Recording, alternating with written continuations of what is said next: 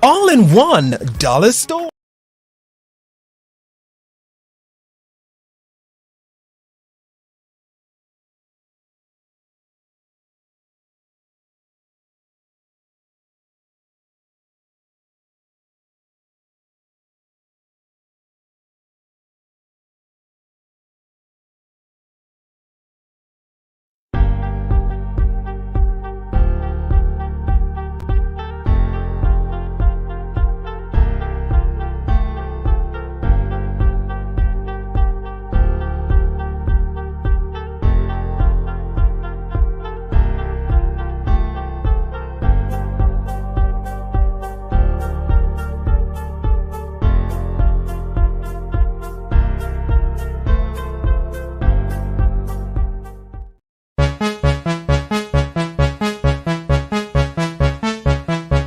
Join us for the Iron Man Empowerment Podcast, where we discuss matters close to the heart. This and every Saturday at 8 a.m. until 9:30 a.m. Mountain Standard Time, 10 a.m. to 11:30 a.m. Eastern Standard Time, right here on HGG Radio. I am your host, Dr. Lincoln Bryan, alongside your co-host, Pastor Clive Atkinson, Bishop Hopeton Morris,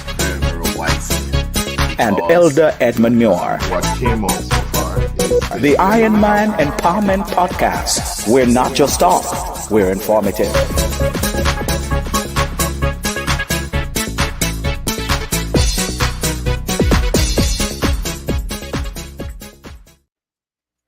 Good morning, everyone, and welcome to the Iron Man Empowerment Podcast. We're live right here inside HGG Radio, number one for gospel music in Edmonton. And of course, I am your host this morning, Dr. Lincoln Bryan. We have a very special show for you lined up this morning, one that you will really enjoy. Of course, we have another exciting episode for you. So we want to welcome you to the Iron Man Empowerment Podcast again this morning. And we just want you to know that we are coming to you live. We are live inside your home, inside the car, inside the studio. And of course, we're delighted that you choose to join us for yet another exciting episode this morning. I'm your host, Dr. Lincoln Bryan, along with your co-host, Pastor Clive Atkinson, Bishop Hopeton Morris, and Elder Edmund Muir. Just to remind you, you can listen to HGG Radio via YouTube, Facebook, hggradio.ca, or by downloading our Higher Ground Gospel Radio app via your Play Store or App Store. You can join the conversation on our social media platform or by messaging us or sending your voice note at WhatsApp at 825-343-7778. Remember that if you are not already subscribed to our channel, please do so today. Remember to also share the link with your friends and your family. So share. Go to Higher Ground Gospel Radio on YouTube, and you can like and subscribe to our channel there. And of course, turn on the notification bell so once we're on, you have gospel music 24/7. You can download the app also, where you'll get your music non-stop. Good morning to our co-host, Pastor Clive Atkinson and Elder Edmund Muir. Good morning, gentlemen. Welcome to the show. Good morning. The Lord bless you, man. How are you? I am doing great. I'm not seeing you guys. I'm seeing the banner up there. Yes. Yeah, man. I'm doing good. Awesome. Elder Muir, good morning to you, sir. Greet our folks. And then we will jump right into the show. Elder Muir, are you there? Yes, indeed. I am here. Are you hearing me? I am hearing you. We'll give you an opportunity to greet our listeners online before we jump right into the program. We have a loaded one this morning. Wonderful. Good morning. Good morning to you, Dr. Bryan, Pastor Clive, all the wonderful listeners. Yes, indeed. We indeed have a loaded one this morning. We're talking about men's health, which is, of course, good. God bless you. And just feel free to chime in and send your comments. Yes, awesome. Good morning, Pastor Clive. How is it going on your side, sir? How is it going up there? Everything is going good, man. Not complaining at all. God is good. God is really good. Almighty Awesome, God. awesome. We want to say good morning to all our listeners who are chiming in. Jacqueline Brown, God bless you, Lady Jacqueline Brown. Broken with a purpose. I see you on early today, and we want to thank you, Lady Jacqueline Brown, chiming in from Florida. We say good morning to you and welcome to the show. There you go, Broken with a purpose. Good morning. She said greetings in the name of the Lord Jesus of Christ of Nazareth. Charlene Edwards, good morning, my dear aunt who's always on.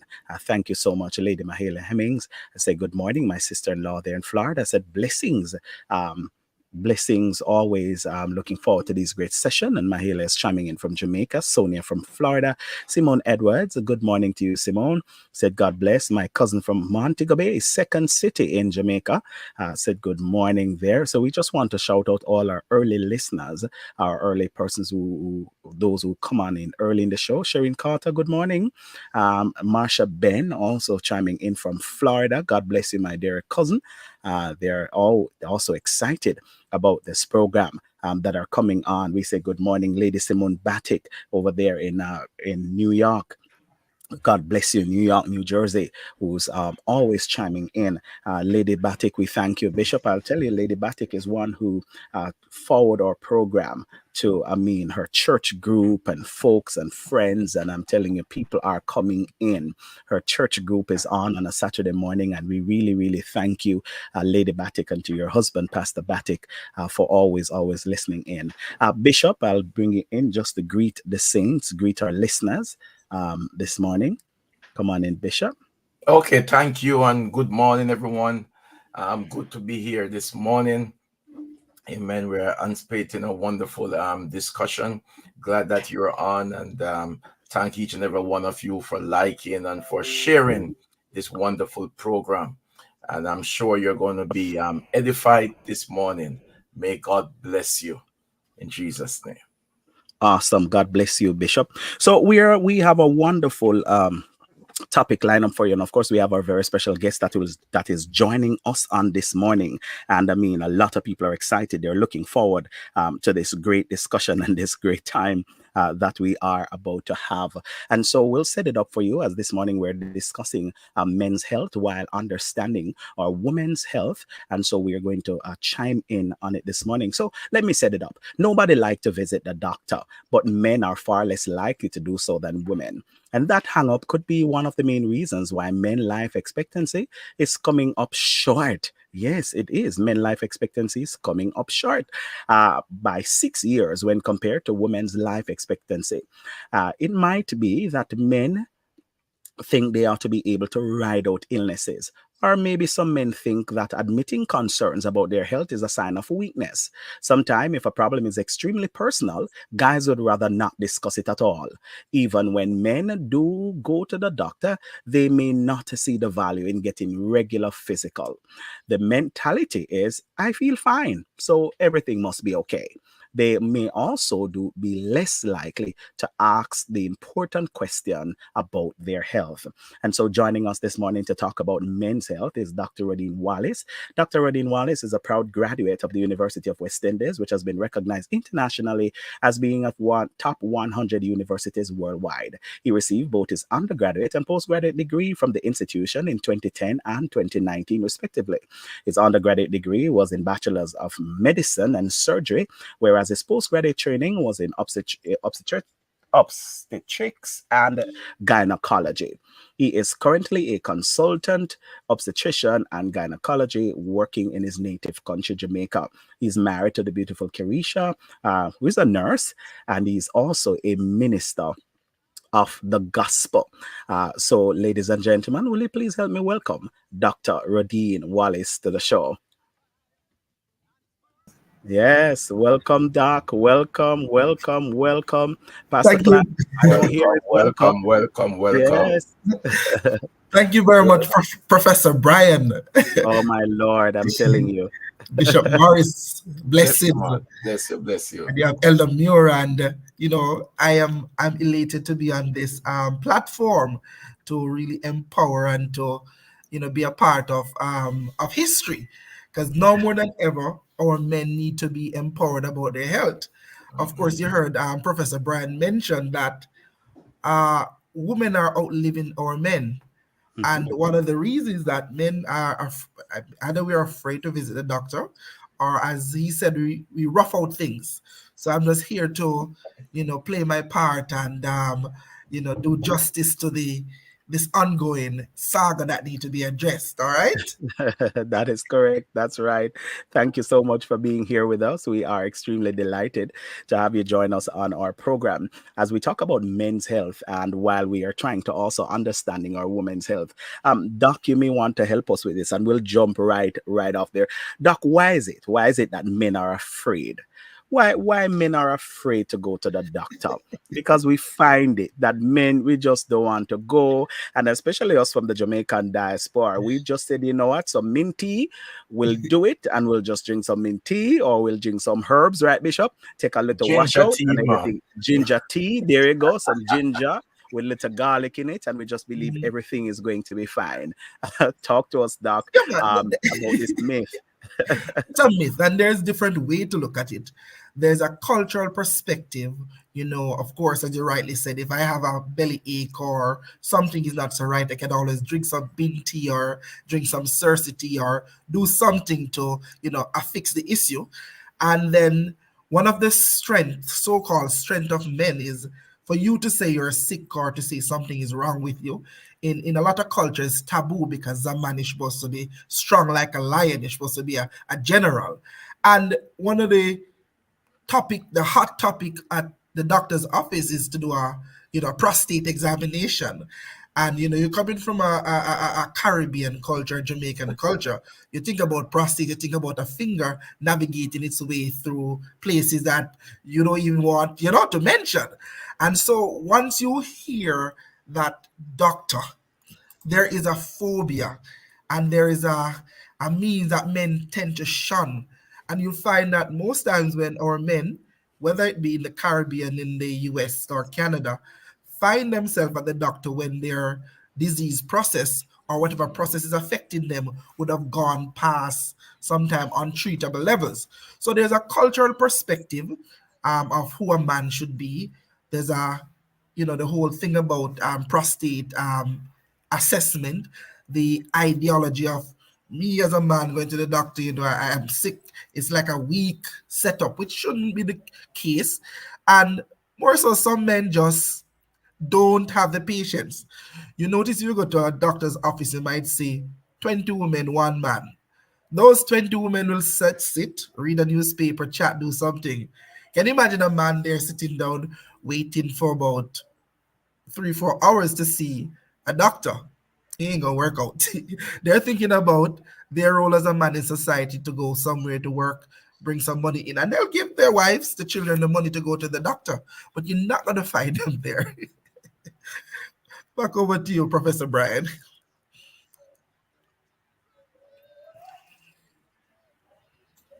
I'm sorry there. Doc, what would you say is one of the main health concern for men right now that you see, in your you may see it in your general practice? So, general practice, one of the main health concern for men really right now is mental health. Mm, There's so much things. I mean, in addition to the prostate and the lung cancer and other issue, the mental health is a big umbrella that is affecting men. And I find that even though research are done as in terms of knowledge about the issue, how it is affecting our men, whether locally in the church, is not being explored. I find that, and under the whole umbrella of mental health, we're talking about, depression, suicide, psychological impairment, even the very, ability to function physically. Like you have a lot of men, even in their young age, developing something called ED, erectile dysfunction. And mhm. sometimes there's not a underlying medical cause. Sometimes it's a mental component to it. So the mental health of men is should be more looked at, explored, to build a stronger man or to build a stronger man in the society. Mm. Thank you so much, Doc. So we have seen where mental health is also playing a role there in men and in men's health, because we understand what mental health, and even though that we don't play the mental health component of our everyday lives, because once we, especially in our society, once we talk about mental health, it automatically you're labeled as being mad. Yes. You're insane and should go to a mental institution because you're having mental health. What is the difference then? Help us to break it down. The difference between I'm dealing with a mental health condition or concern versus I am crazy, I'm insane, I have mental disease or than a mental illness. Help us to understand the various there. So one has to understand, and this is where society comes in. I mean, the school plays its role, and civil society, everybody plays a role into mental health. Mental health is real, and the different aspect of mental health is no respecter of persons, meaning anybody can suffer from a mental illness, and that's the first underlying statement. Anybody, and it can be as simple as one, you have stresses at home, stresses on the job, you have a demanding job, and this kind of result in the hormones in your body or chemicals in your body to be imbalanced. And when that happens, that kind of creates certain psychosocial or certain actions from the mind in your body. So you'll find that there are persons who have underlying chemical disturbance or underlying physiological functioning, especially from the brain. Who these folks need to be helped. These folks need to be screened. These folks need to be understood and to be helped. Versus there are behaviors in society that may not necessarily be madness, where we glorify certain culture or certain things being promoted, and even in the dance hall, certain toxic way of life, and folks will behave angry, behave incompassionate, and when you look at it, it is a facade to mental illness, but really and truly we're living in a violent world, a world that has no sympathy. So you'll find that there's a thin line between somebody who is mentally challenged versus a culture that somebody decide to be just angry all the day of their life. But either way you take it, they both need help, because if you have to deculturize or to talk to such a person, or you have to screen the mental person for them to get proper treatment, you find that society has a thin line that we as, and I love this platform of men who are now aware and able to understand what is happening with our men, so that not just men but women in general as well, so that we can screen, address the issues, and bring back a man to fully function, not just physically or being a provider, but how they think, how they see life, how they project themselves in the future. Now, I can tell you, Professor Bryan, that there's a culture now where you have these young men. I mean, in our days when we were young, wearing their pants down at their knee. That people look at it and say that's mental health, that mental challenge, because it's a culture that has been adopted maybe somewhere in the US with some prisoners who decide to wear their pants way down there. And out of the blues, all over the world, all these young men with their boxers showing and this type of lifestyle. So you find that mental health, along with a culture that is deemed correct in their sense, can be a bit challenging to define. But there are certain symptoms of mental health, like for instance, somebody who's depressive, you find that they lose interest in going to work, lose interest in their life goal. They don't spend enough time with their body physical appearance, how they carry themselves. You find that their motive, how they start to talk, they're always thinking that somebody's out to get them. I mean, they can get really violent and aggressive to the point that they start to hurt themselves or they start to hurt their neighbors. And you'll find that mental folks, persons who have a mental disease, oftentimes they're not aware. Because even when you tell them that, hey, there is something going on and we're going to sit down and explain it to them, they will tell you that they are as sane can be. Ah, thank you so much, Doc. I'll come to my co-host, Bishop. I'll come to you for your question, sir, for your comment and question for the doctor. Okay, thank you very much. Yes, and I've seen it you had mentioned something there that is so important. Even one of the brothers at my church were planning to go and do one of those exams, and was extremely afraid of doing such exam, um, and so on. It's encouraging. It's something that you got to do, and so on. But I just want to ask you, though, concerning that exam, isn't it true that you can find out if there's an issue with your prostate in your by doing a regular blood test, Mhm. and then afterwards, then maybe that exam would be necessary, or is it best to go directly to do that exam to get the true result? Thank you for that very pertinent question, Bishop. The reality is, Bishop, health is looked at from a holistic perspective. So even before we look at the blood test or the examination, you want to get a history because as a black man, you're at increased risk for prostate cancer. And further, if you have a family history like a father or an uncle or a brother with prostate cancer, chances are it may reach you or your generation. So once you understand your history, and this is what most men or most persons don't try to delve in the history and find out what's been happening. So you understand your health history. Then now you want to be aware of the symptoms of prostate cancer. You find that our prostate enlargement, you have enlargement and you have cancer, which two different things, even though you can have cancer with enlargement. So you understand the symptoms, difficulty passing urine, dribbling passing urine, frequent urination, or you're having pain in the back and blood in the urine. All these things are set up for something happening in the prostate. So you as a man, you know yourself, how you function, and if all of a sudden things start to not adding up, you want to take, the bull by the horn and say, you know what, I need to get this checked out. So one of the things that is recommended is a blood test. So the blood test can be done. It's an advised to be done like, in an absence of sex for at least 3 to 4 days. The blood test is done and it can give you a somewhat of a result that can clue you in, because if you have a blood test that may be way out, you know that something else is happening, versus a borderline normal, you can say, okay, let's watch and see. But then you want to know tied what the blood says with the physical examination, right? Because some labs will give you like values that is not so accurate.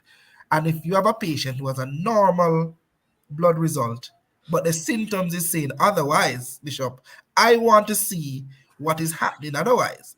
They may be saying, "El doc, my blood result is good, but you're having the symptoms." So then the best way is to appreciate that when a prostate exam is done or a digital rectal examination, it's supposed to be a procedure that enhances, you check the surface of the prostate, check on the size, check to see if there is, an enlargement or if an irregularity in the texture, and then now you make an assessment with your clinical lab studies, and then an ultrasound can be done.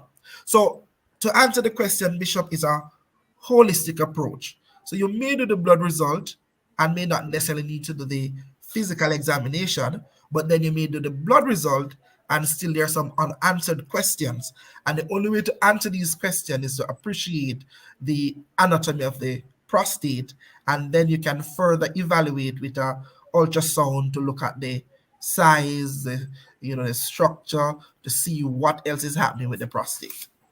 Okay, thank you. Elemior, I'll come to you, sir. Your question. You're muted, sir. Elemior. Sorry Yes. about that. Thank you very much, Dr. Bryan, and greetings to Bishop. Uh, uh, you mentioned a term just now, Doc. Digital rectal. Is that different from using the finger? That's the first question. And the second one is you mentioned also um, men's health. Is it that there's an increase in men's health, or because we're going more into men's health over the last couple of years now, you're seeing that?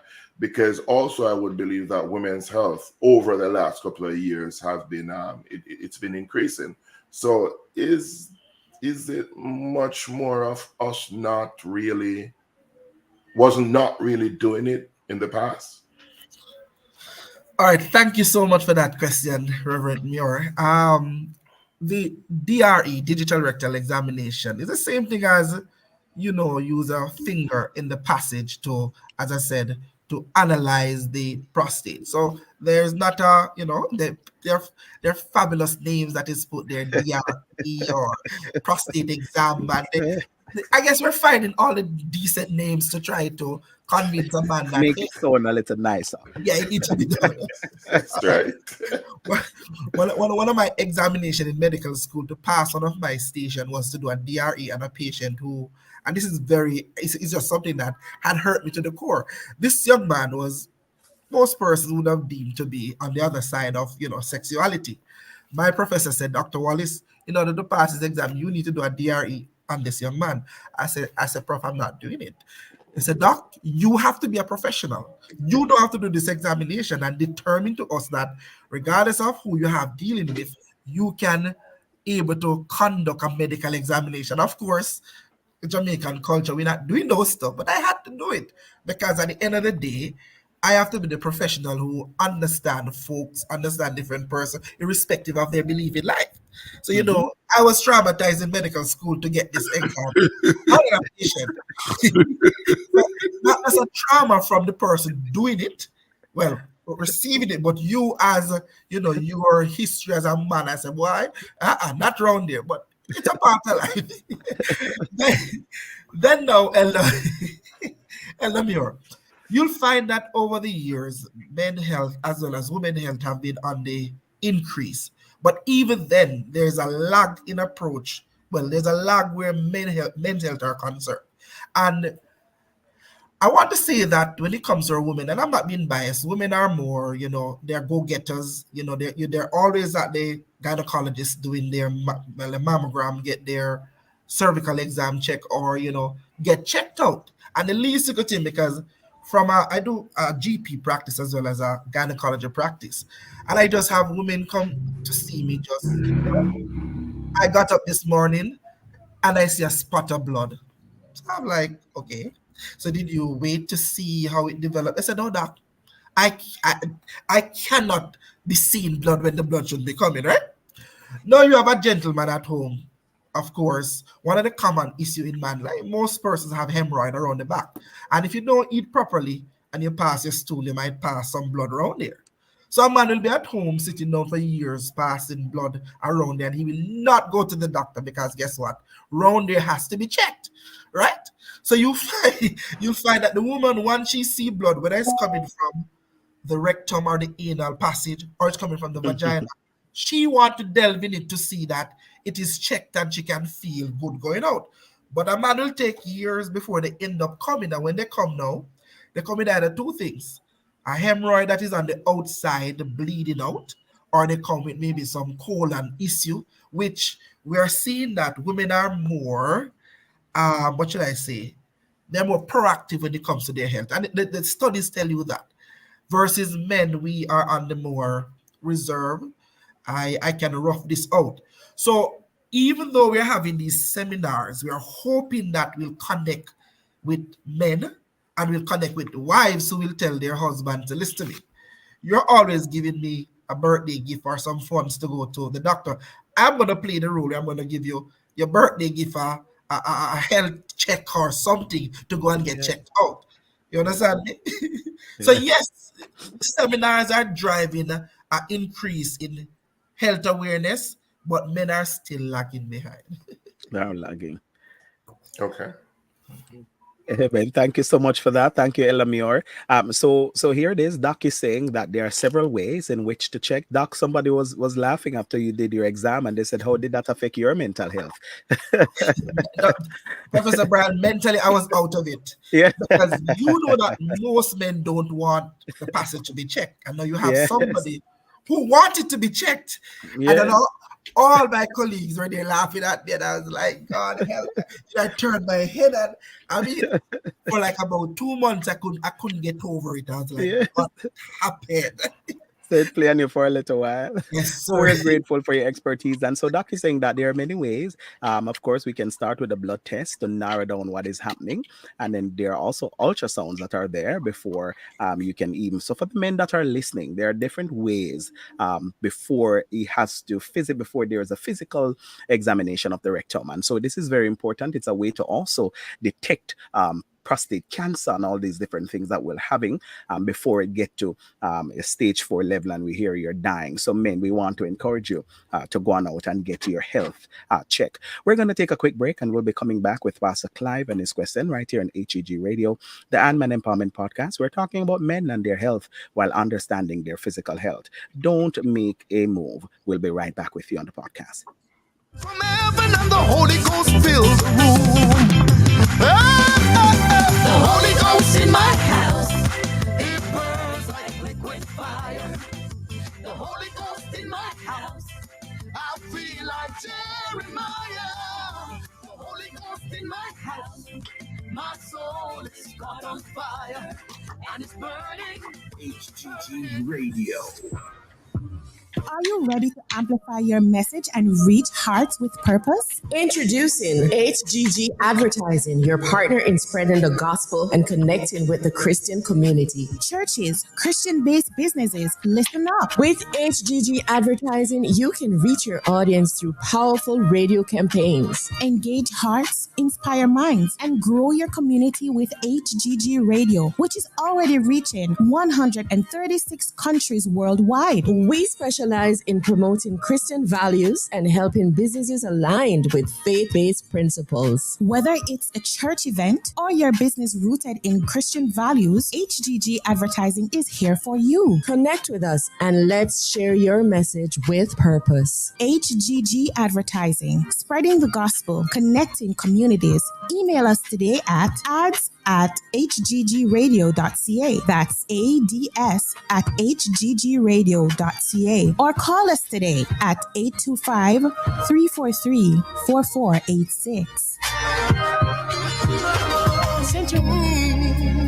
Welcome to Higher Ground Tabernacle Ministry Women's Conference, May 24 to 26, 2024. Our guest speaker, Pastor Dr. Joy Johnson Green, a woman of God, a woman on fire for the Lord. The team, Lord, give me this water. He gave me water.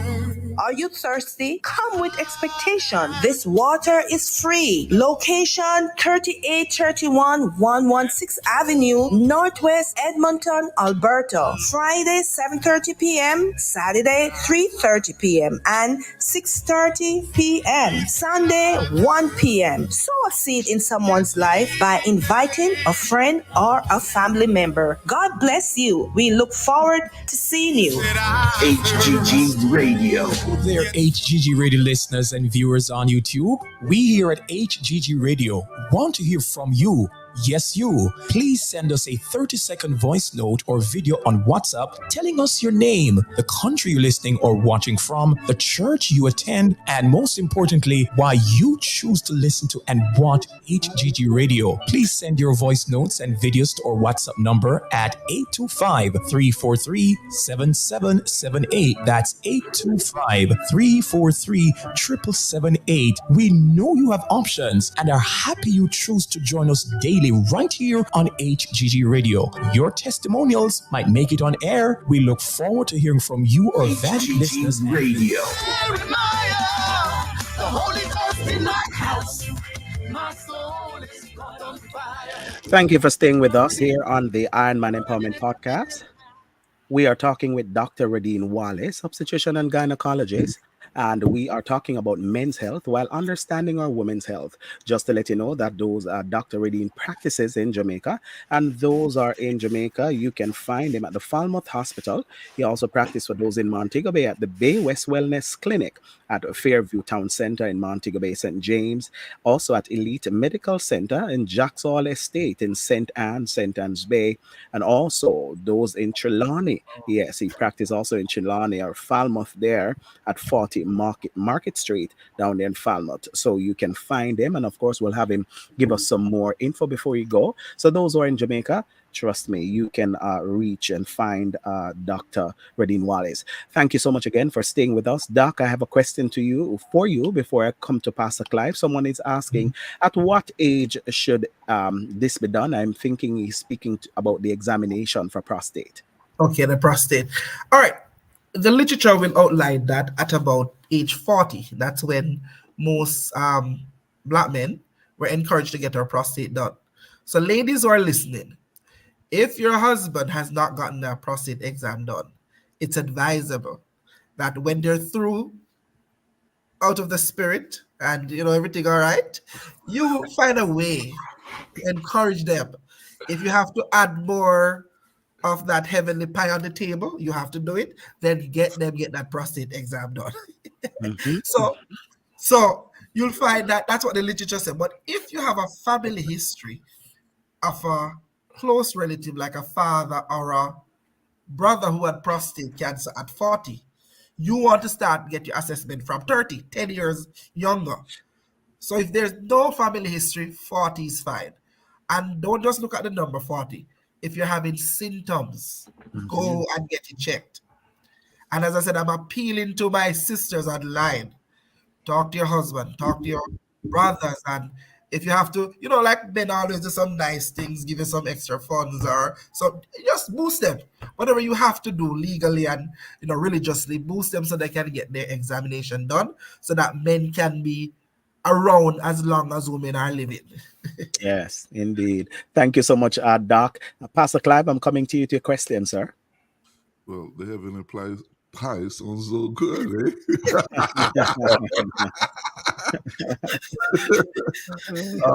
Doc, so let's talk about the early findings. That's one of the things. The early findings and what it can prevent, and how necessary it is to find it early before it. So we have always heard that prevention is better than cure, and one of the aim of medicine or good health practices is to do screening, right? And as I said, initially you want to understand your history, understand your family history to see, if you heard you had a dad that died from a cancer, you want to find out what took place. So once you understand your history, you know that yes, you're at risk. Now, being at risk, there are certain symptoms you will look out for. As I said, the prostate is that organ that it is a little like a nutmeg behind the bladder there that aids in helping to produce secretion. So when reproductive wise the semen is being produced, it helps with the production of semen. So it brings semen out to carry out its function. So you'll find that after many years, this prostate can get enlarged.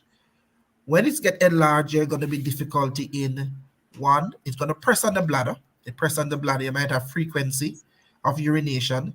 You're not able to empty the bladder as comfortable as should be. You dribble. You pass some urine now, the next 2 seconds you have to go back, the next 3 minutes you have to go back. So you find these things happen. And then you can also have an element of erectile dysfunction with certain pathology with the prostate.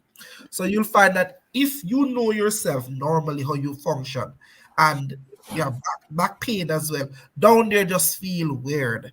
There's a strange sensation you pass your urine, or you're just not functioning as you ought to function as the man that you are. Then those are enough evidence or signs to say, you know what, I need to get this checked out.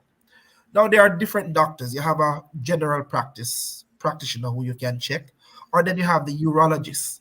Urologists are specialists who design to help facilitate men care.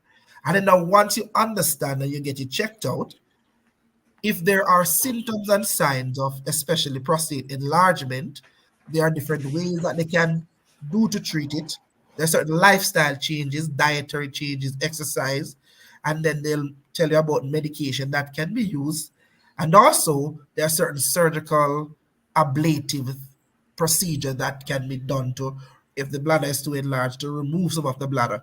And God forbid, if there's cancer around, there are other means to remove or to chemo or radiation to address it.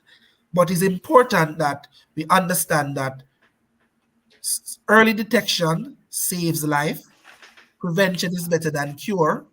And just like how you see, you'll spend some money. Men, you spend the money to buy a nice watch, a nice house, whatever it is. Spend that money to get a decent health package.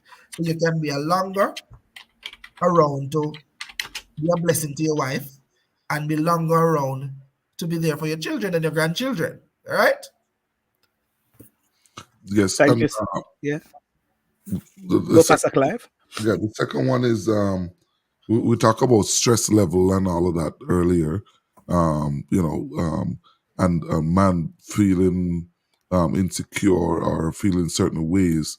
How is it? I know you says that the wife can, probably give more heavenly pie and stuff, but how is it for some men that is feeling the insecurity that I think this will be more gearing towards kind of helping some men that don't feel confident in themselves, as a man, and to say to his wife or to say to somebody that I'm feeling like this, but they feel scared. You know what I mean? Like you feel as if that boy, me feel what's going on, but I just deal with it when it come.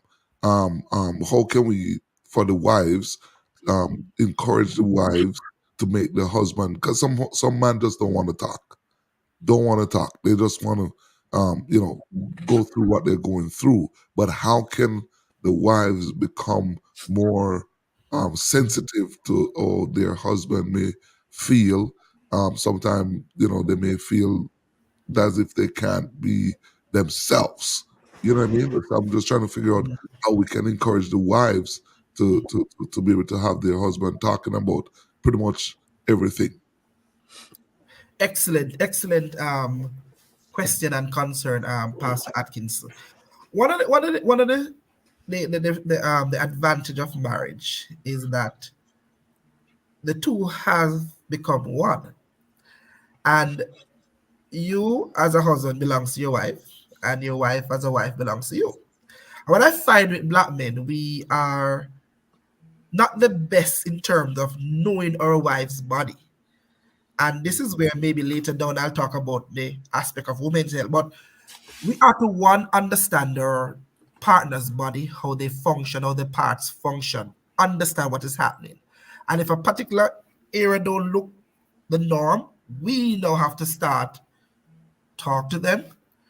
And for our women who, I know in terms of marriage, you have sometime discussion evening where we sit and talk about issues affecting us, and the women need to probably ensure that there's an environment in which a man can really express himself, talk about what's affecting him, so we can probably create that environment at home.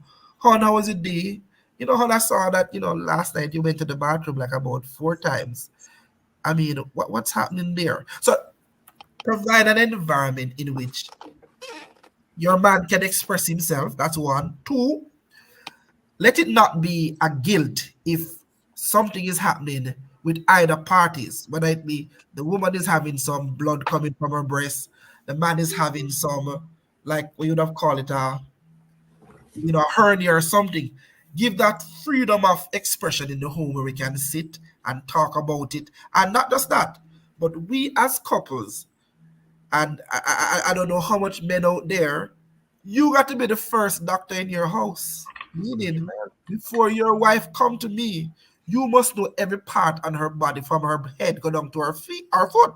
So when me, as a gynecologist or the GP just saying certain things, she said, Doc, I know that, and I told her that. You understand me? It shouldn't be when she walk in my office the first time you actually see your wife.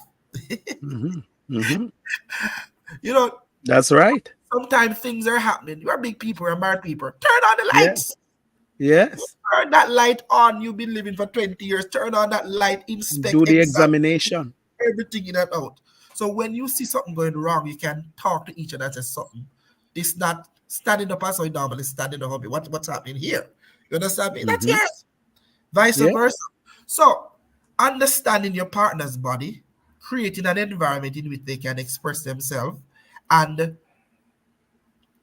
social intervention like these with men group, men fellowship at church, men who have been through certain sickness and who are confident can now have discussion with the younger men and show them that, hey, you can talk.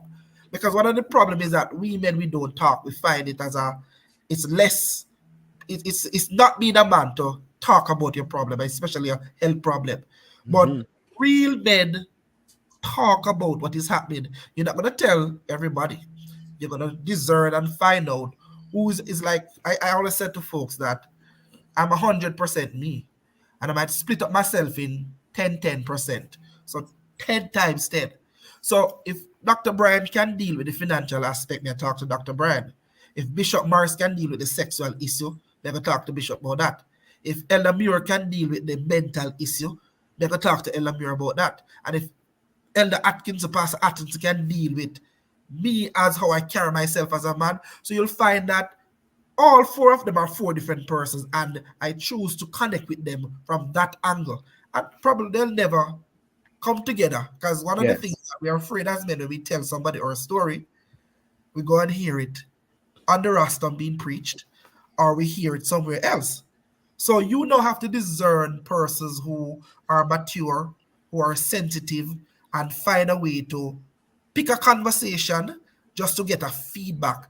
And what I used to do, Bishop Morris, I, as a young man, and I realized that sometimes I couldn't trust some of my senior um, persons in church, I would have just present a scenario. So, Bishop, there's a scenario I want to present to you. And, if they're wise enough, they'll pick up certain things. What, there's a situation, a brother in a situation, and I want to help the person. They don't even know it's me, They're trying to get my Yeah. help. But me, I present myself, tomorrow, me hear about this. And when I present the scenario, I get bill and receipt how to deal with the issue. And I Yes. was able to help me, Professor Bryan, and help others. Yes. So as a man, you have to find unique and creative ways to get help. And Yes. you can even get help from the very person who you might think that, may, not really necessarily want to help you. But if they are the professional, if they have been there, like for instance, I would have known that somebody had, some sort of cancer or something. You want that person once they would have survived, come in and give a talk. How did you pull through with the Mm-hmm. diagnosis, with the family support? And there are persons out there who really wants to come and talk about these things. But guess what? Some person don't give them the opportunity, or you feel that if they come, you're gonna talk too much about cancer and cancer this and cancer that. All right. Yes. So Thank you so much, Doc. Pastor Clive, you have a follow up? we're talking about men dying in silence, and that's what I was trying to kind of crack at, where Oh yes. as we don't may not be the persons who like to talk about things. So I'm trying to crack at, don't die in silence. You know what I mean? Like, have the opportunity so that you can talk about what you're feeling, what's going on. Like, before I go to the doctor, I can tell you that I can tell you exactly what's happening before I get there, because I'm studying my own self, right? Right. The second thing, or the third thing, is talking about natural remedy, and not just run into natural remedy. Can you just talk about yeah, it is good to can do natural remedy, and but it's not like that's the end result, or you still need to go and physically check yourself, a doctor. So some person will say, "Why? May I drink up my juice? May I drink this, or am I drinking that?" To help with whatever I'm feeling. Go on Google and research out what is good for this or what is good for that, right? I'm just going to throw you a couple more. Talk about the heart is not only just cancer. You have heart issues. You have organ issues. You have liver that is fatty liver, and you have kidney issues, and all of these different things. So it's not just cancer that man need to go to doctor about, right? So I'm just throwing those out at doctor, that we can talk about them, because persons are dying in silence, and they're afraid of just one area, but then something else is coming up. Lymphomia is another one that you're going to the doctor and you're checking out yourself. When I go to the doctor, listen, to me, I want lymphomia, I want this, I want that. I said, no, I need to check everything, because lymphomia is a bug in the blood, like a disease in the blood. And when your white blood cell overtake the black blood cell, but it doesn't happen. The red Or the blood, white red blood cell. it doesn't Yeah. happen overnight. It takes gradually. So let's talk about those things, Doc, so that we can educate our men, so that they can know that it's not only for when you go to the doctor and be afraid of. It's not something to be afraid. All right. God gave us doctors in our midst to be able to help us to navigate our bodies. And again, you know, the words of, for me, anyways, I want to be Well, around a little will bit. you want him to answer, Rev? Good, He's man. ready to answer. Go ahead. Now, Go ahead. Rev Atkins, I love this. I love the energy. That's the right energy, sir. You know, and it brings me back to the definition of health. What really is health? It's not merely the absence of disease from your body, but it's a state of well-being, meaning mental, emotionally, physically, spiritually, social well-being. So what we're saying as a human, we have different aspects to our existence, and not just the physical, as you know, Rev went on. Hmm. It's not just the physical we're attending to. There are persons who are physically healthy, but mentally or socially, or mentally mind, thinking, socially, how they interact in terms of relationship wise. Psychologically, their thinking cap is not there. So there's some imbalance in any aspect of this of their lives. So how do we understand our existence and health? Now, you got to be, I always said to folks, in terms of Christianity and life, you just have to have a lively conscience. And a lively conscience will bring you through life. Professor Bryan, you start, you're thinking positive about a matter. And then out of the blues, all you're thinking is gloom and doom. That's not you. And Hmm. it keeps coming and it keeps coming to the point that you start to even hate somebody. You want to get yourself together. You either have to find a person, find a pastor, find a counselor, and deal with it, right? Yes, So right. what That's right. we're saying is that once the balance is shifted, once we are weight in the balance and is found wanting, be it mentally, and even the skin. The skin is one of the largest organ in your body, in anybody's body. And then out of the blues, you start to see some spots or something popping up. You don't just sit down there and say, well, this is just my birthmark or something. You first of all, some folks, one of my biggest challenge, Professor Bryan, is this Google doctor, which every time I sit before my patient, Google tell me this and Google tell me that. Yes, And I had to, go and state to them the facts. And say Google may not have done any research. right. Somebody just had a problem and they just throw it on Google, and you go and research, and it's the first thing you see.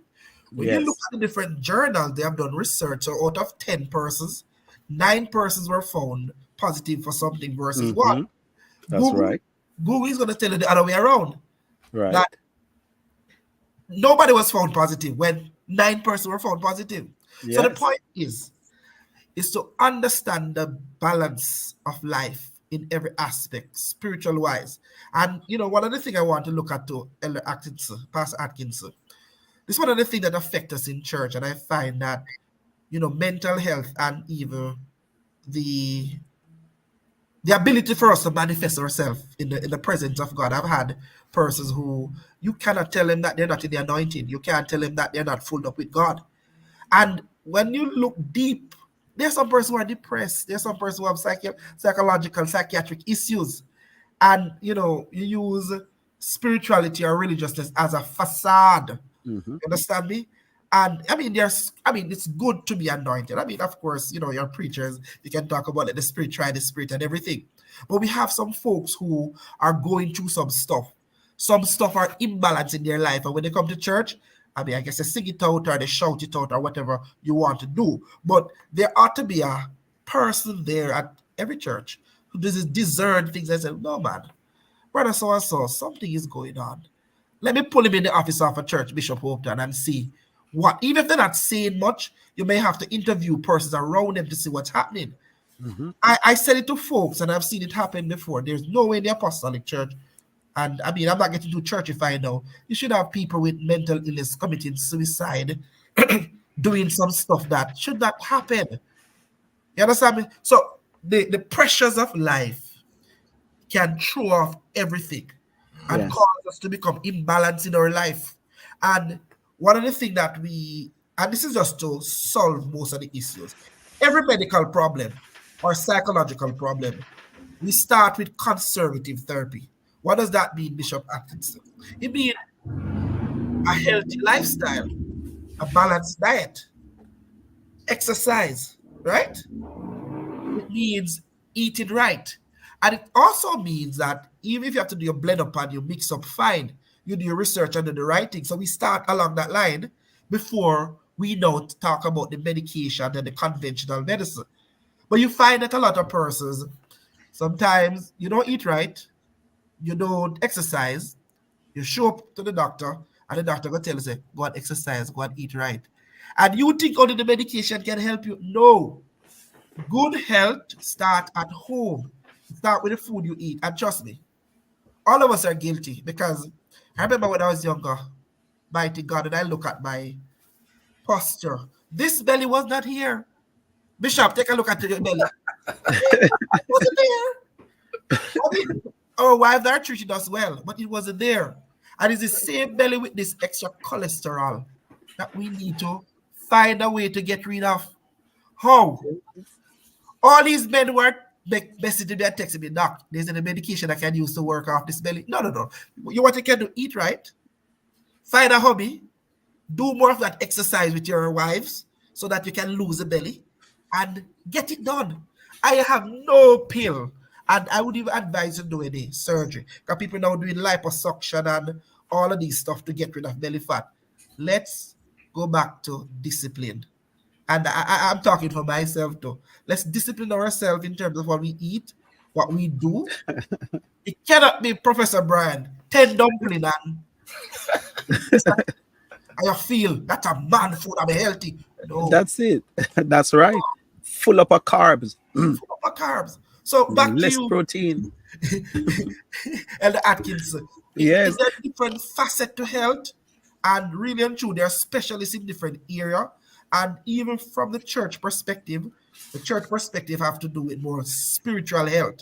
And hats off to all the pastors, overseers, and bishop who can understand the difference between a brother who is mentally challenged or somebody who's overwhelmed by the spirit, right? Mhm. So there should be a doctor in every aspect. A doctor in emotion, a doctor like me physical, a doctor in mental issue, a spiritual doctor who can understand spiritual things and recognize this is the spiritual something I got there. So Him need a physical doctor. and yeah. And the next thing to Professor Bryan, I'm gonna hand over back, is that when something is out of your jurisdiction, I've been to a church before that I was there for a while. And to be honest with you, there was a sister in the church that was really sick. I think she had some cervical or breast issue. And, the pastor had a meeting with the sister and did all the counseling, everything physically, And I'm like, but I'm there's a specialist. It would be nice to say, doc, come here, have a church member who I know it's your area of specialty. She, Right. even ask some advice, but guess what? We take it upon ourselves and I try to be doctor, lawyer, judge, everything. Come on. Aristan chief. That's where the kingdom is. The kingdom have dynamics. You have people who can help each other. And Right. I am in Jamaica, can help somebody in Canada. I don't have to necessarily be there in person. But to get back the balanced man, the healthy man, Yes. we identify the different areas, the mind, the emotion, the psychological aspect, the physical, the physiological, and then we try to fix it. And then we can fix man. Indeed. Thank you so much, Doc. Thank you, Pastor Clive. Bishop Hopton Morris has a question, and then we have a next half hour for the show. We want to switch to understand women's health. So I'm going to come to Bishop Morris, and then after which we will understand our women's health, because I'm sure a lot of the women here want us to understand that, and we as men want to also understand as you have made mention about our women's health. I know that Doc has a small presentation. So Doc, right after Bishop Morris, I'll have you do that quick presentation and we'll move into understanding women's health. If you still want to do that, are we good? I'll probably put out the presentation and look at 2 or 3 slides. Not a problem. Not a going to problem. But time. Bishop has a question for you, and then we'll go to your presentation. Bishop? Yeah, just two questions. Where you mentioned some of the some of the issues that you might have that you need to look into, that basically, you can say that, boy, you do have an issue with the prostate, so that's frequent urination and so on. I know that for diabetes also, that can be some of the symptoms. So how can you know the difference? Is this really a prostate issue, or is it really diabetes? That's the first question. And second question, I work with a lot of men, 95% men. Men always talk about sex, okay? And one of the things is that men, a lot of these men do not, how can I put this? Don't like their pocket size, right? Don't like their pocket size. And so a lot of them go and tell me they go on internet and they see they can take this pill and medication to increase the size of the package. I just want you to set that straight for us. I'm sure that men in the church having the same problem and are not they're not they don't like what God gives them, and so they want more. So I think you should just talk to that a little bit. Bishop, what you mean? They need deeper pockets, or they need to go to the tailor? I'm not so clear, Bishop. I think the doctor understand. The doctor understand. Okay, doc, help me to understand. I'm lost over here. Bishop, you set me up, but I appreciate you, sir, because it takes a real man. Pastor Clive, what does Bishop mean? You need to go to the tailor. You need deeper pockets. The pockets that. So, let me start analyze the question until I reach that one, Bishop. So every disease process, Bishop, has certain symptoms and signs. And one of the things that we encourage men to do executive profile, which is all the basic blood works, which can map up diabetes, high blood pressure, kidney issue, blood issue. So that can be taken care of if a man decide to check once for the year the blood test. You can distinguish whether you're having a diabetic picture versus a prostate. And to be honest with you, diabetes is a silent killer because it can camouflage everything. Every symptoms you have can resemble diabetes. So the good thing is that if you decide as a man to be empowered and decide to take your health in control and do a executive profile blood work every year, do your prostate or your other exams, you'll find that it can clue you in as to which of these issues is actually affecting you, right? No, Bishop, let me get to this very interesting question, which all the married women and sisters in the house are holding close to the media that they're looking at this here. Let's hear the doctor answer this question. So the main thing is that, and this is what I love about the apostolic or church, most of us we married into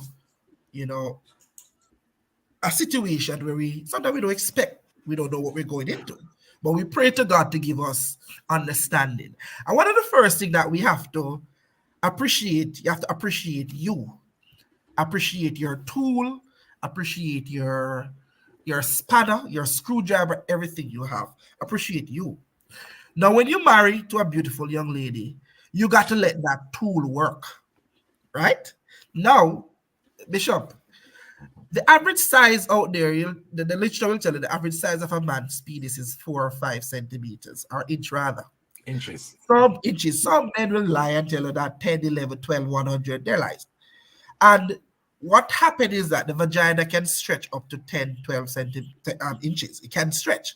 But the reality is that once you understand your tool and you understand your wife's body, that's what I was saying earlier on, you understand what makes your wife get interested. You understand what makes your wife get turned on. You have the woman's body, you have the clitoris, which is interested for penetration. You have the G spot, which is there. So if you understand your wife, and you can connect and find the necessary spot to appreciate. I think my battery is closed. Give me 1 second. the necessary spot to God. Where is the charger?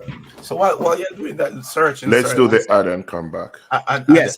So while the doc is getting his stuff together, we'll just take a quick break, and we'll be right back. Stay with us right here on the Iron Man Empowerment Podcast. In the upper room, there was a sound from heaven, and the Holy Ghost filled the room. The Holy Ghost in my house, it burns like liquid fire. HGG Radio. Welcome to Higher Ground Tabernacle Ministry Women's Conference, May 24 to 26, 2024. Our guest speaker, Pastor Dr. Joy Johnson Green, a woman of God, a woman on fire for the Lord. The team, Lord, give me this water. He gave me water. Are you thirsty? Come with expectation. This water is free. Location 3831 116 Avenue, Northwest Edmonton, Alberta. Friday 7:30 p.m., Saturday 3:30 p.m. and 6:30 p.m. Sunday 1 p.m. Sow a seed in someone's life by inviting a friend or a family member. God bless you. We look forward to seeing you. Did I thirst? Welcome to Higher Ground Tabernacle Ministry Women's Conference, May 24 to 26, 2024. Radio. We lift your name on high. So you're not one to be okay with the norm. You're never satisfied with that which is average. For long you've asked, is there a higher place? Yes, there is. Join me, Alando Romero Livingston, right here on Higher Ground Gospel Radio for Higher Place. It comes your way Tuesdays, Thursdays, and Fridays, 6 p.m. to 9 p.m. Mountain Standard Time, 8 p.m. to 11 p.m. Eastern Standard Time. Inside Higher Place, you'll find music that ministers to you, features that educates and keep you in the know, the life-giving Word of God to edify your soul. And yes, we'll interact in real time. Send me a voice note or WhatsApp message at 825-343-7778.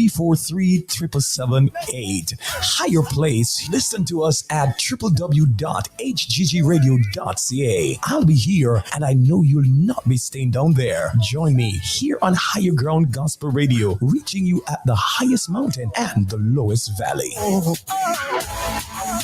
HGG Radio. Calling all believers, are you continuing steadfastly in the Apostles' Doctrine? Join us right here on HGG Radio, Mondays to Fridays from 2 p.m. to 4 p.m. MST and 4 p.m. to 6 p.m. EST for a new and exciting Bible discussion program, The Apostles' Doctrine. Come and hear the word being rightly divided by dynamic preachers and teachers. It's The Apostles' Doctrine, hosted by Minister Tyrone Reed, weekdays from 2 p.m. to 4 p.m. MST. Come for the fellowship, stay for cerebral conversations and all things scriptural.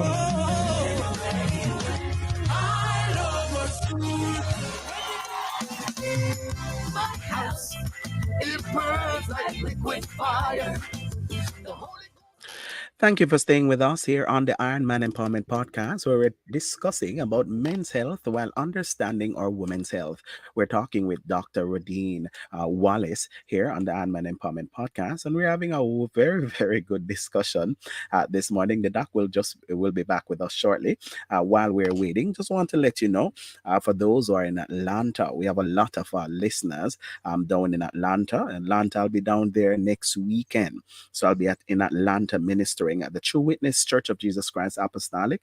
That's at 410 Rogers Lake Road in Lithonia, Georgia, for the Youth Conference, May 24 to 26. So those in Atlanta, please come on over and join me there from Friday until Sunday evening. We also have some day session going on Saturday, so it would be lovely to meet you in person. So that's next Saturday. I'll be down there at True Witness Church of Jesus Christ in Lithonia, Georgia. So for those who are listening, or listeners in Atlanta, come on over and let's get an opportunity to meet in person. While we're waiting for Dr. Join in, Bishop, I am telling you, People are loving this this discussion.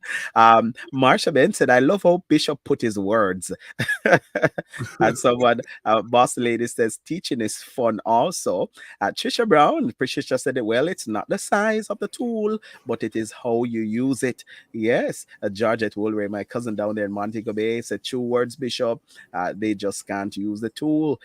So the ladies are chiming in, Bishop. So the ladies are saying, "Listen, me, it's not the tool, is what you do, is how you handle the tool that make it work." All right. So broken with a person. So said um, some men, I think she want to say, doctor diagnosed them with issues affecting the body. Sometimes they don't believe what the doctor said and refuse to take the meds to help them. Sometimes they take their own medicine. That's like bush medicine and natural remedy, as they mentioned, to say, this is how we make it grow and all these stuff. So the chat is blowing up.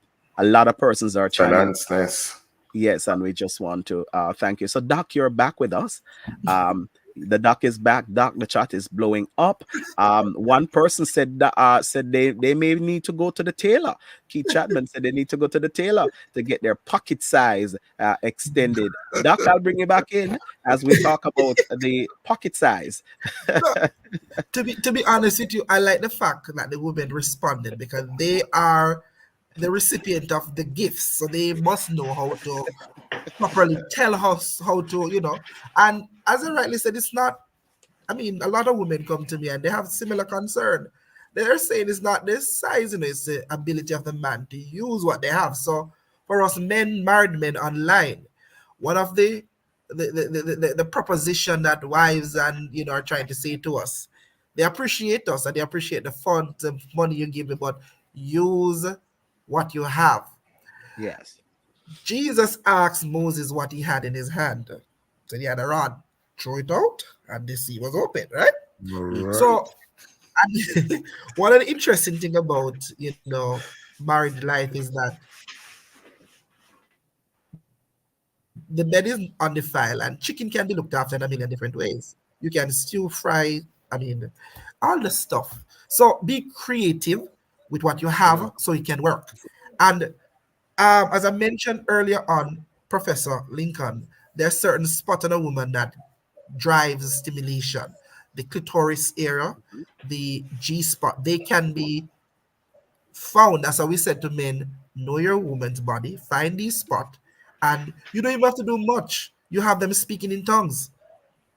So when we should finish this podcast, the men are gonna go and Google and check out where this G spot is. And I said it's in the anterior vagina. Anterior mean the top, and 2/3 from the cervix come down. That G spot is up there.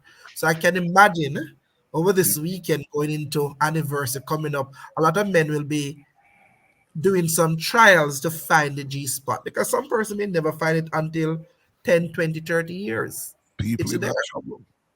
So once it is found, Bishop Morris, Hope that Morris, things can happen. So tell them So, what it feels so they know what they find it. So how it feel, greater. What? Tell us. so the reality is that every individual, every husband will appreciate that spot differently. And let me tell you, the best appreciation is how your wife respond. You find that you may have a lady who's bored. You're doing your thing and she's there looking at you, what you're doing. But when that spot is touched, it's like healing comes. Let me put on a preaching quote. It's like another level of Oh, exude, Lord, Lord, another Lord, level of Lord. anointing, another level of release. Pastor Clive, I So, think we need so, your so, organ. I think so, we need your so, organ right here. Where's your organ sound? Yes. So therefore, it's the expression coming in from your lady, your wife, that will tell you something is touched. The hem of the garment was touched because there's a healing. And You all the understand me? joy that flood So my soul. we married men, and I said we all of us have our research to do. Get back to basic, know our woman body, know the parts of the body that put them on cloud 10, which have them speaking in heavenly language. Get that there. And Thank, stop focus about size or this and size that. get back there. And if you're concerned about size, just talk to your wife. If you think that there's issues with the size, there are medical ways in which it can be assisted enlarged. But as I said, for the most part, the women just answer the question. It's not the Hmm. size you're concerned about. Is the weaponry. You cannot have a M16 or a Glock or whatever it is, and you don't know how to use it. That's what she's That's trying to it. tell you. Yes. What Trisha Brown says, sex also does not start in the bedroom. Some women love when men help with a household chore, which is willing with a willing heart, and it's a turn on. And we know that to be true, Lady Trisha, that it starts from a different place. I think earlier in one of our podcasts, Bishop had made mention of that as well. So for men listening, women are saying that love language is not just in the bedroom, but help them do some things. Sometimes it's a nice the text message, it's a checking in throughout, so her body is warmed up to you. We're going to switch gears because we want to understand our women's health. As you know, we have about 15 minutes to go. Hopefully, Pastor Clive give us an extra five. Bishop, women are on the line and predominantly, and a lot of women are dealing with different things in the body. And so, Doc, we want you to help us to understand. For example, there are women, as we, you're in your 20s, you're in your 30s, and sometimes you just married is like two guinea pig, you're at it. And as the woman, and as the woman begin to, I guess, get older, or sometimes not even older, but different things start to happen within the body. And for example, let's say menopause start to come in and different things. Help us to understand with our women as the different changes happen. Sometimes it's an imbalanced hormone. Sometimes it's a fibroid, and it's a bleeding fibroid that they're consistently hemorrhaging. Help us to understand our woman's body. And I'm going to go from cervical issue, and then I'm going to move into menopause. How does it affect? What does it look like? And how do you help us to understand? All right. Excellent background on which to build on, Professor Bryan. One of the, there's a songwriter out there, not that I agree that, how the world is made. They're wondering if God is a woman because there's so much beautiful women that Mhm. are around. You understand me? And one of the issue, I always say to us men, understand a woman's body from the head to the toe, the breasts, the abdomen, the uterus. Your wife, know your wife body, know your wife body. Then you move from there. Now, one of the issues to look at, and I'm going to be, very brief. The cervix. The cervix is a man's best friend. That's where excitement and enjoyment come from. And over time, the cervix, there's a virus called HPV, human papilloma virus, that men tend to carry the virus, but it doesn't affect us unless we're immunocompromised. So this virus, over time, over the 10 years, it sits in the cervix and can develop into cancer. And hereby now we ask our women to do yearly pap smear every 3 years so we can pick up these abnormal changes before they develop into cancer. So one of the things to do, and what I say, Professor Bryan, is that even in the bedroom and our intimacy, appreciate our woman's organs and their body. If you are intimate and you find that whenever you have sex with your wife, she bleeds or some scent is there, it's not just something good that you're doing. You're not just, powerful and you cause, bruising. No. A woman is not supposed to be bruising. And if she keeps bruising, it means the cervix may be inflamed. Something is happening to the cervix that need to be checked out. What you could ask, honey, when last you get a pap smear done, to check to see. And what you could do, go to the doctor and say, Doc, I need a speculum tomorrow. And you take that speculum home and gently go and inspect to see what is happening down there. Too many times I've seen women come to the office with cervical cancer. And when you check it out, they're still being intimate with the husband.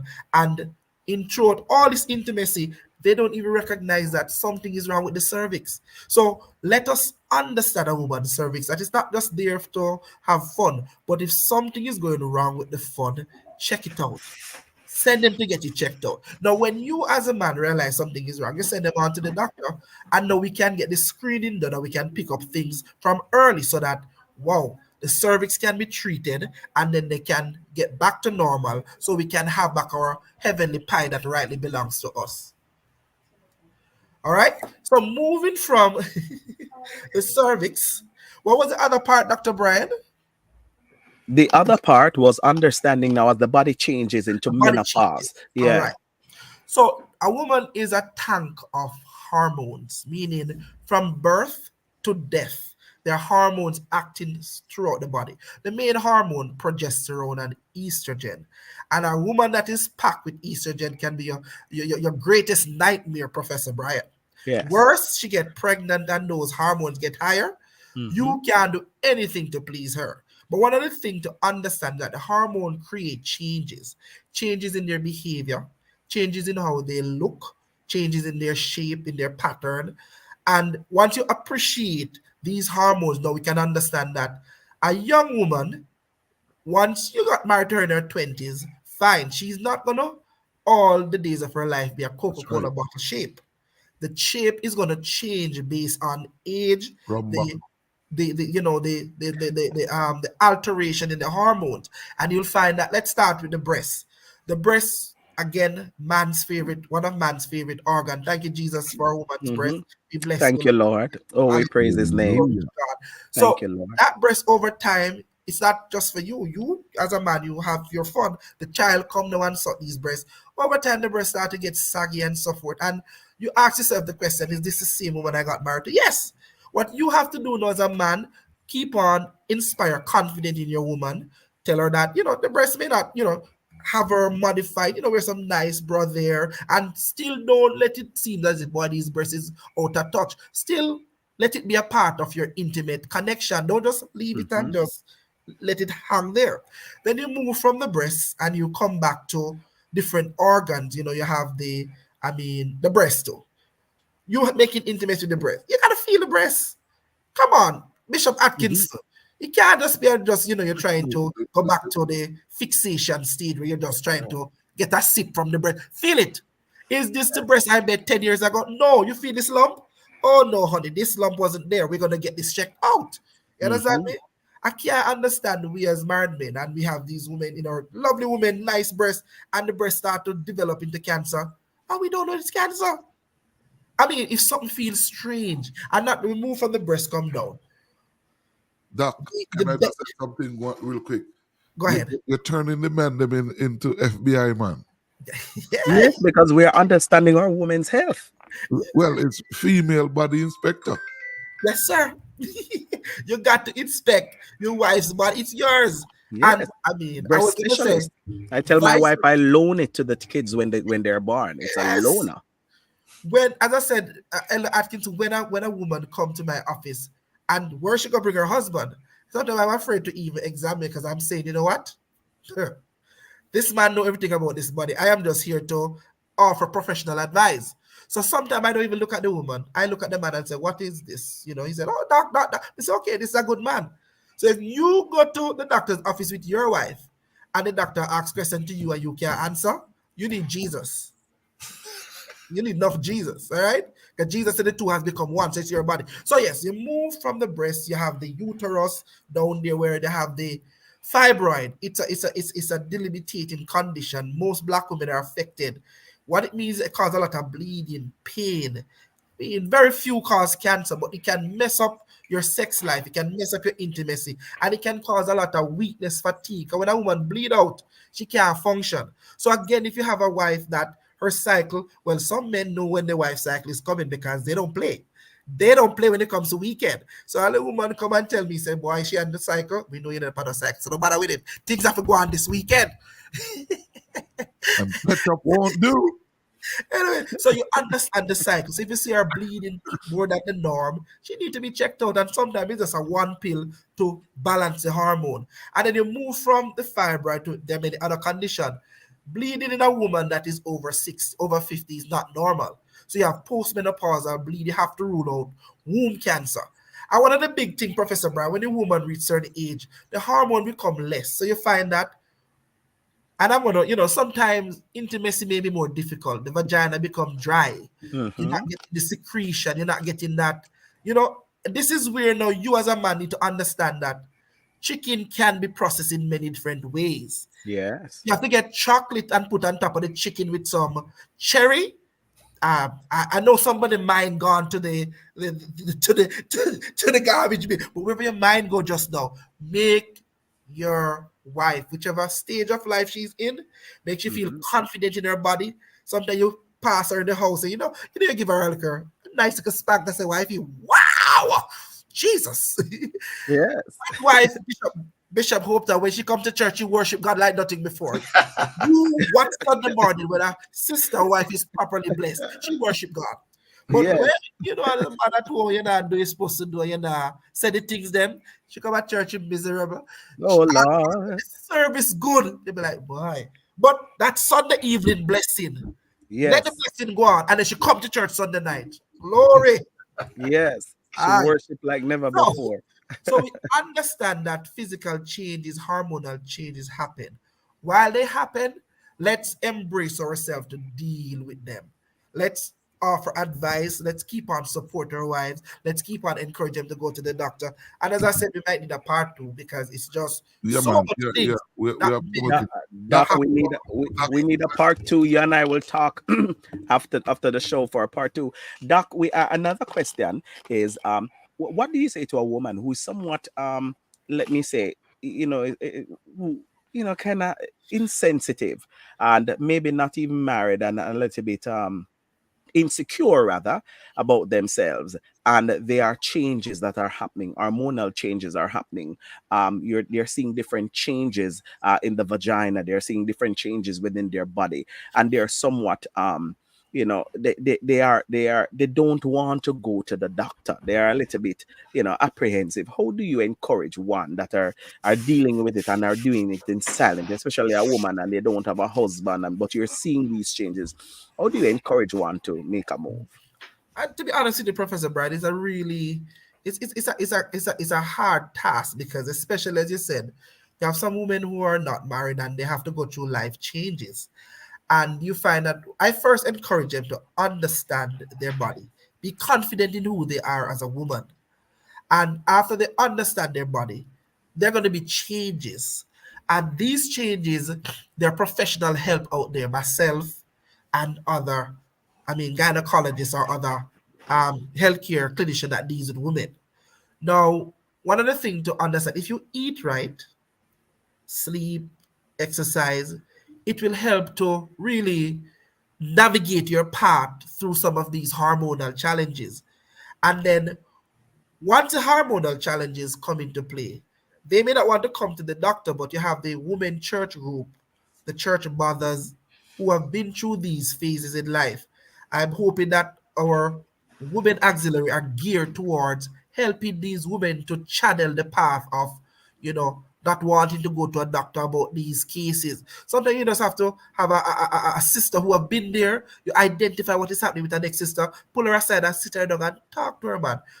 Yes. Sure, certain things. And one other thing to do always, and you don't have to be a husband to encourage confidence in a woman.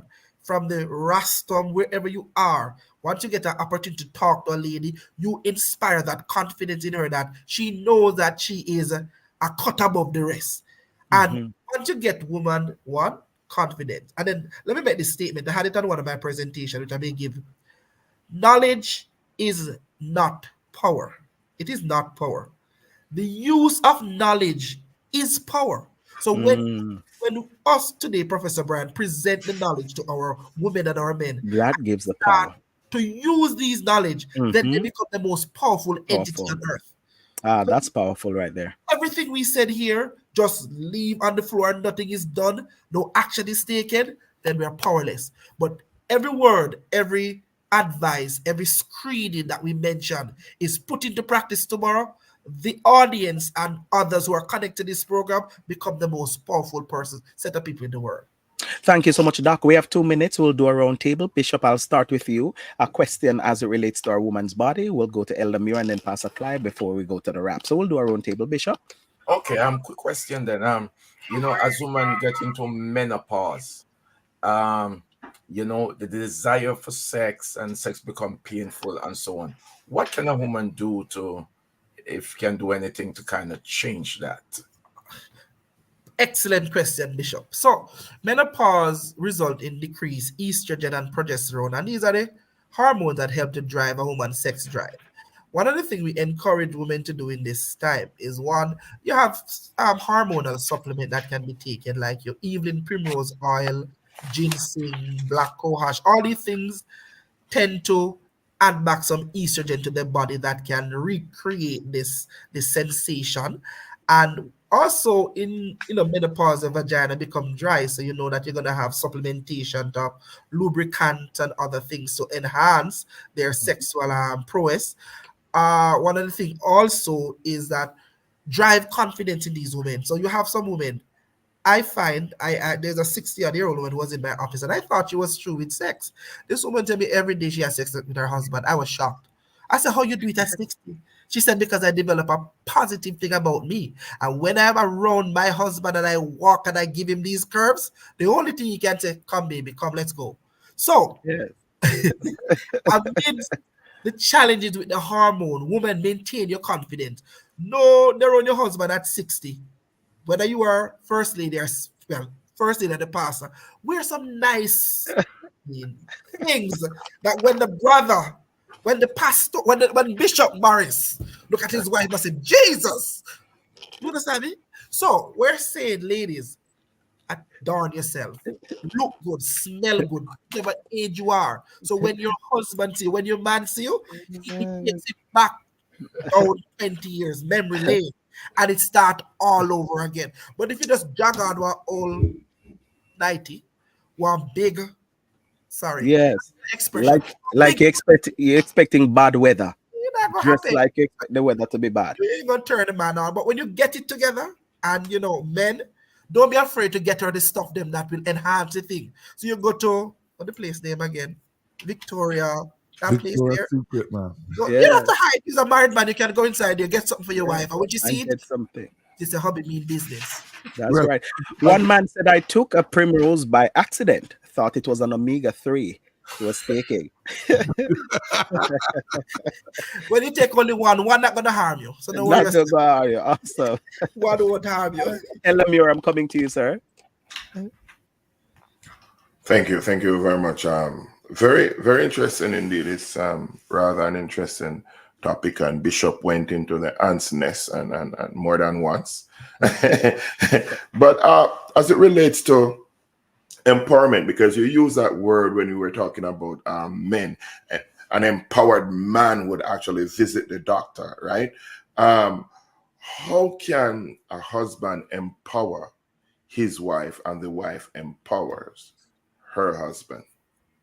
And we're talking about sexuality here. Doc, I didn't hear the question. Could you repeat the Elamure. question? So you wanted to The, find out how, yes, go ahead, Elamure. yeah, the question is, how can a man empower his wife and a woman empowers her husband? And we're talking about sexuality. Wow. Powerful. It's one of the most powerful questions being asked. I appreciate that question. So, empowering sexuality. One, you are defined as who you are going into a relationship. And you go in as a single entity. When you both go in, then you become one. And one other thing about relationship and marriage and sexuality is that each individual who are part of the union, you highlight things, the positive things. Sometimes the negative is gonna pop up, but you always, your wife, get intimate last night, and wife, just say to the man that you were like a superman. Say these things, you understand me? Say these things so the man feel, yeah, man. God, I'm getting better. Vice versa. So we encourage each other, and if we not do so well, I mean, the woman, you might have to come and say, "Boy, you know, do well, but you blend up some nice oats and peanut and some stuff, and so you build up him back." You understand me? Vice versa, the lady might not do so well. You as a man, find some nice ways to create. Find her, I don't want to say weak spot, find that spot that, as I said, the G spot I spoke about. And from a gynecology perspective, the two spot that cause a woman to speak in tongue, the G spot and that clitoris, you just need to be familiar and be friends with those spots. And I'm talking to married people and people who are gonna get married. You find those spots, explore it, and you will never have an unhappy woman around. And as it is, so you want to highlight the positive features in each other, encourage each other to get better at what we do. And I mean, don't let nobody in your union, but I said nobody, don't let nobody in the bedroom, nobody in your union. You understand? Because You go out there and hear people talking things that other people are doing or whatever. Some of them they're lying. They are lying. But you want to know what you have going on at home? It's like I heard somebody said sex don't start in the bedroom. Sometimes the children grow up and they're all out. You send them to the grandmother. What you do, the whole house is yours, Pastor Aki. Yes. From the Yes, Yes. sir. kitchen, on top of the fridge, in the freezer, everywhere belongs to you. When you done, your wife must say, Jesus, peace is a ninja. Yeah. So Ramba. be creative. Each Be other be creative. creative. Sometimes, mouth and teeth gonna meet. But hear what? Them say makeup sex is the best. Yes. Be creative and do what need to be done. Support each other, encourage each other, and don't let nobody, no pastor, no bishop, with all due respect, dictate what happened in your bedroom. Mind you, Bedroom bully, man. pastor can give advice. He can give advice, but guess what? It's me and my wife in this bedroom and Yes. Jesus. You understand Yes. me? And Jesus Yes. tell me the bed is undefiled. So you know That's what? right. Anyways, I It's don't a want go to. for me. So, And one person comment, a gentleman comment, ladies, and he said those bonnets, the bonnets got to go. When it's that time, he said, please get rid of those bonnets. It's a turn off. So for the ladies who use your stocking foot, cut the end of your stocking and put it on and all of these and all some of those bonnets and stuff. The gentlemen are saying that no, it's a turn off for them. Stocking foot with lingerie don't look good. So they're saying, it just not match. Take those Let off. down your hair, man. Let down the Yeah, hair. they say let down the hair, let they push it, put their finger through the hair and all of that. Yeah. So ladies, you're hearing it from the husbands and the ladies, they are loving it. Right. They're In the laughing, ear. Pastor. Them love what's happening. I'll take the final one from Pastor Clive and then we'll go to the close. Pastor Clive? Okay, thank you so much. Thank you so much. I think we need a part two, Rev. I don't know how Doc stay for next week because this is so interesting. We'll And, talk with Doc and see. I know he's very, very busy, but we'll talk with him and try to get his next Saturday. I think this was his maybe one of his only Saturday for this month, but we'll talk with him and then we'll try and arrange something. I'll talk with him after the show. so, um, the Bible says that I have a little sister and she has no breast. What shall we do in the day? So as Doctor was talking, I was saying to myself, if it was in this time, would I say give her an implant? However, as Doc was talking, like you was talking about, things are leaving from up here and going down here, but we got to still know that that's your wife, and you have to build confidence in her, let her still feel good about after 4 or 5 6 children, whatever, how many children they have, you still have to still build that confidence in her. Again, remember the Bible says I have a sister, she has no breast. What do you do in today's society? That's all I'm saying. Number two, what I want to look at, it says love making. I was just taking some note, Doc. Love making is not just having sex, and that raised a thing where you got to study your wife. You have to know her. You can start from the head all the way down. Be a FBI. Be your own wife, female yes, sir. body inspector.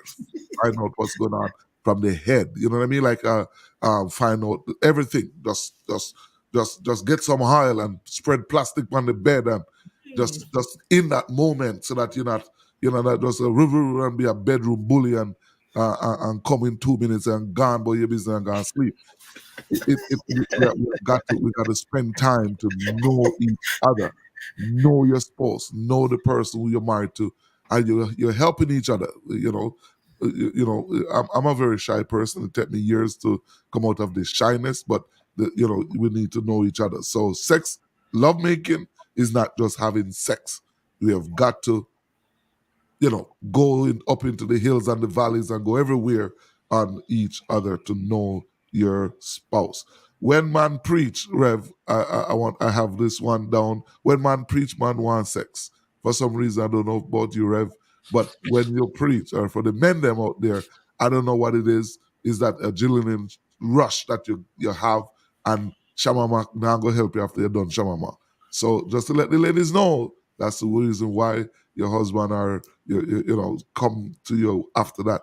It does something to you when you are after that preaching that high. Boy, goodness. So just to let you know, She and take you down off that high. that's right. And that's why the heavenly pie is so good after that, right? The next thing is we're talking about health today. Stay around long enough to see your family by going to check up on yourself, to stay around for your family. Especially for most of us who our wives are young, you don't want to be in heaven looking down, upon your bed with your body, and someone is knock off the bedboard and mash up the head. And you're there in heaven and look and says, Lord, just give me one more chance, Jesus. Just give me one more chance. Just give me another chance to go back down there. When they look, there's a new man telling your wife, call me Filmstone, I'll make you bedrock. I said, man, I never know that she could do all of that. No. You better get calling the next person Filmstone, huh? Yeah. I'll be their bedrock. So, go to the doctor, check up yourself, and to make sure that you're in good health, so that you can stick around for you, not just for your wife, but for your children, and live a healthy life. God bless you. Thank you, Doc. It's a pleasure. Thank you so much, Doc. Thank you so much, Pastor. I mean, this chat is lighting up. They're asking for part 2.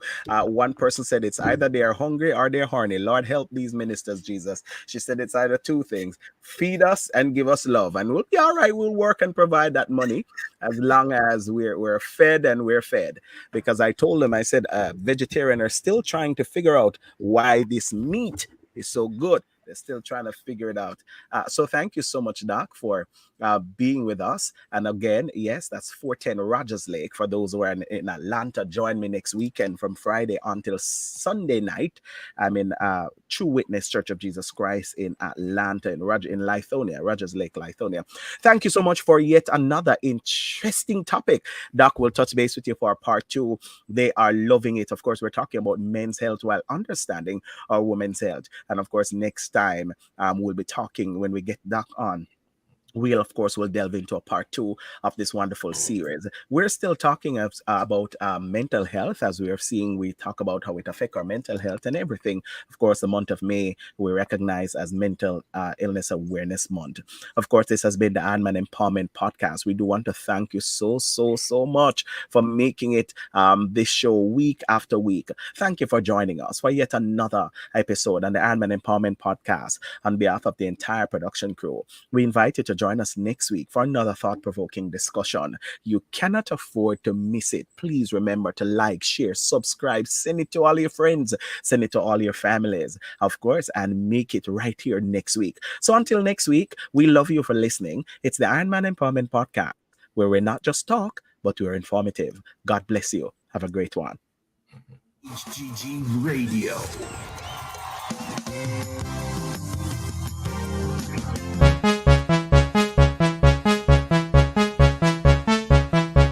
Join us for the Ironman Empowerment Podcast, where we discuss matters close to the heart. This and every Saturday at 8 a.m. until 9:30 a.m. Mountain Standard Time, 10 a.m. to 11:30 a.m. Eastern Standard Time, right here on HGG Radio. I am your host, Dr. Lincoln Bryan, alongside your co-host, Pastor Clive Atkinson, Bishop Hopeton Morris, and Elder Edmund Muir. The Ironman Empowerment Podcast. We're not just talk, we're informative.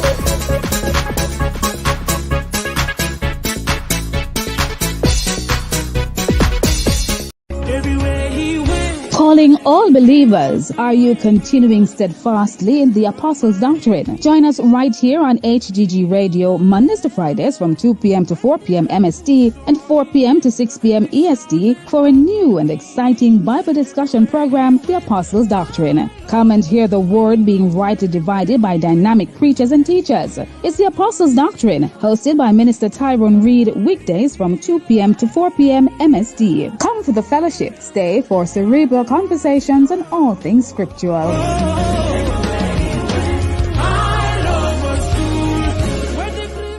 Get ready for the revolution. A revolution is coming to the Hope of Glory Morning Show. Get ready for the pulsating, electrifying, inspiring, and motivating. 2 hours of music, word, health, and wealth. Mondays to Fridays from 6 to 8 a.m. Mountain Standard Time. Right here on HGG Radio. Join me, your host, Rashane Douglas, the Christ in me, the hope of glory. That's the new time for the Hope of Glory Morning Show. Mondays to Fridays from 6 to 8 a.m. right here on HGG Radio. Visit our website, hggradio.ca, or download the HGG Radio mobile app. See you soon. Do you want a revolution? I say, do you want